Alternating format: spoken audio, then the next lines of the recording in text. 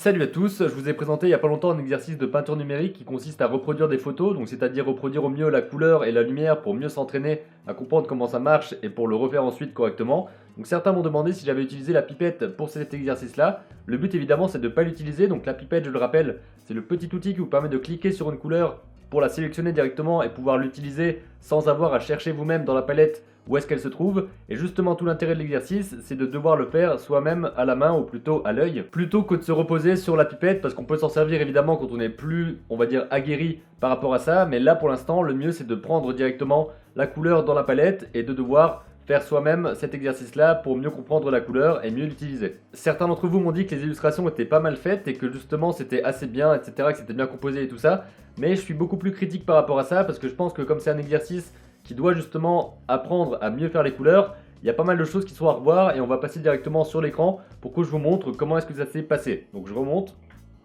et on se rejoint. On se retrouve ici avec le fichier qui a été utilisé donc, avec un calque où il y a toutes mes images photographiques, et ici où j'ajoute mes couleurs et ma peinture tout simplement. Donc là vous pouvez voir que j'ai utilisé une brosse différente de d'habitude, parce que souvent dans les autres images je passais par la brosse qui est celle-ci. Donc la brosse vraiment toute simple qui fait ce genre de choses. Vous pouvez voir à quoi ça ressemble comme ça.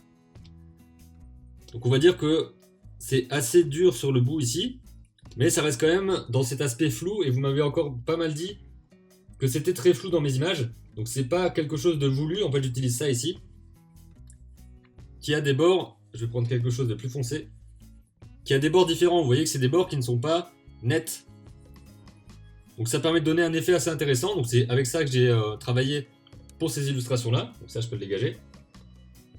Et justement ici on va pouvoir regarder la différence entre la couleur qu'il y a ici. Donc si je prends la pipette justement qui se trouve là, et je vais cliquer directement pour vous montrer, la pipette qui se trouve là et que je vais sur ce orange là, vous voyez que j'arrive ici dans la palette, alors que si je prends la couleur qui se trouve ici, donc qui est censée être celle que j'ai reproduite, vous voyez qu'on n'est pas du tout au même endroit. Déjà je me trompe ici dans la barre verticale, puisqu'on voit que ça change, je suis beaucoup trop haut.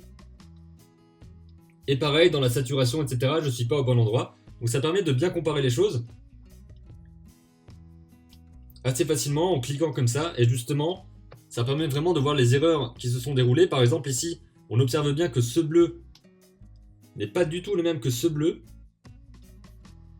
et ça permet comme ça de mieux se rendre compte des erreurs. Donc le côté flou, comme je vous l'ai dit, c'est pas fait exprès, c'est juste parce que c'est très rapide et que chaque image ça dure à peu près 10 minutes. Vous avez pu voir dans le timelapse que ça va assez vite pour faire ces images là. Et donc là pareil, la plus grosse erreur je pense c'est ici, où je suis dans des tons très verts qui tendent un petit peu vers le jaune, mais ça reste quand même très très vert, alors que là on est vraiment plus bas dans le jaune. Vous voyez ici on est dans le vert, et là on arrive dans le jaune quand je clique là.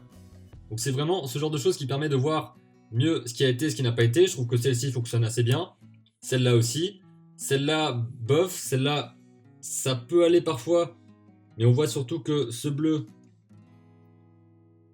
on va dire que ça passe, mais c'est assez incomparable. Et donc juste pour vous montrer, on va aller en chercher quelques-unes.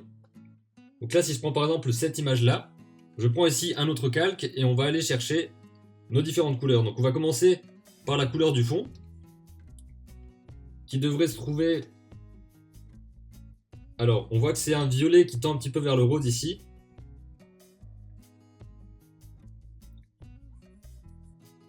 Donc il y a aussi le fait que on a plus ou moins d'opacité, donc il vaut mieux mettre peut-être l'opacité au maximum pour avoir la meilleure chose possible. Donc là je vais le faire très très rapidement, juste pour vous montrer un petit peu. Ensuite ça tend plus vers le rose je crois. Normalement il faut vraiment prendre plus de temps pour se concentrer sur une image. Mais là, hop. Donc un jaune qui est plus éclatant ici, mais en même temps il tend pas mal vers le orange. Quelque chose comme ça. Et on va pouvoir rapidement ensuite comparer. Donc là on voit qu'il y a un orange très très flash en bas. Il est même plus flash que ça, il tend peut-être encore davantage vers le rouge. Donc vous voyez, c'est comme ça que j'avance petit à petit. C'est en allant chercher les couleurs à la main et en essayant de trouver celles qui correspondent le mieux. Le but c'est pas d'avoir de la précision dans le trait en lui-même et dans le dessin, c'est plutôt d'avoir les bonnes teintes de couleurs aux bons endroits, ou en tout cas au maximum. Donc là on va voir qu'il va... C'est très très sombre ici. Donc on place très rapidement notre ville. C'est pas grave si c'est pas les bonnes choses au niveau des tailles, au niveau des immeubles, de comment ils sont construits, etc. Je pense que ça tend encore plus vers le noir que ce que j'ai fait. Donc je dirais que c'est quelque chose plutôt comme ça.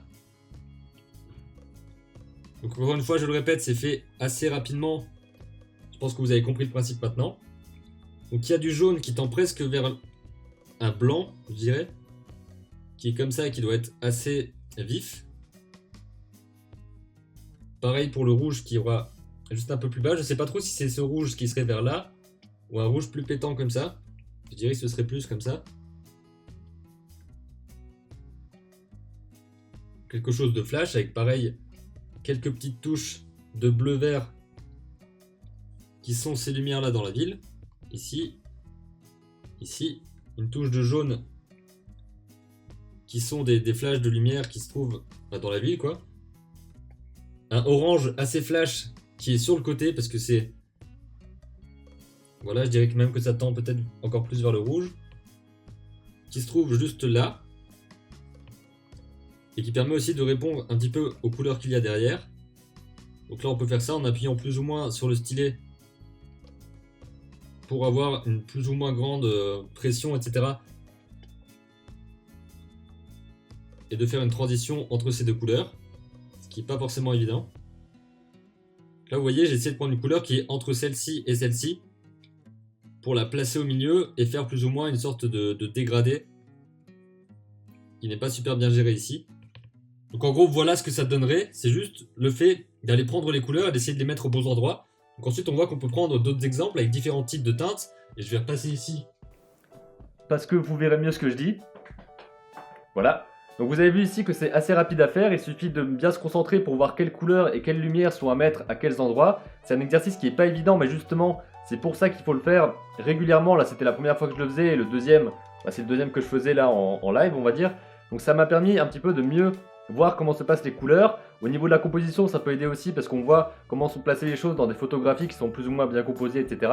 Mais le but, c'est vraiment la couleur, la lumière, comment la gérer et comment la retrouver correctement dans sa palette. Donc je vous invite vraiment à prendre du temps pour faire ce genre d'exercice, vous entraîner, faire des petites séances de 20 minutes, une demi-heure, une heure, où vous allez apprendre à comment gérer les couleurs. Si vous avez des questions par rapport à ça, n'hésitez pas à les poser dans les commentaires et on pourra y répondre à un moment donné. J'y répondrai dans une autre vidéo très certainement. Je vous dis à très bientôt pour une prochaine et d'ici là, comme d'habitude, créez vos images et racontez vos histoires. C'est la première fois que j'enregistre les deux trucs en même temps, on verra ce que ça donne au montage.